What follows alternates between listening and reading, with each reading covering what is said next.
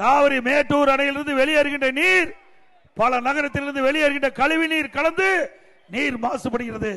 அதை சுத்தப்படுத்தி ஆற்றிலே விடுவதற்கு நடந்தாய்வாளி காவிரி என்ற திட்டத்தை பாரத பிரதமர் கொடுத்து அனுமதிக்கப்பட்டு முதற்கட்டமாக 1000 கோடி இந்த ஆண்டு கொடுத்திருக்கிறாங்க. இந்த திட்டத்திற்காக மத்திய அரசு 12,500 கோடி ஒதுக்கி இருக்குது. இனி காவிரியில் வருகின்ற நீர், மேட்டூர் திறக்கப்படுகின்ற நீர் எப்படி இருக்குதோ அதே போல் இந்த பரமத்தி வேலூர் பகுதியில் இருக்கின்ற ஆற்று நீர் சுத்தமான நீராக இருக்கும். குடிப்பதற்கு சுத்தமான நீர் காவிரி ஆற்றிலிருந்து கிடைக்கும்.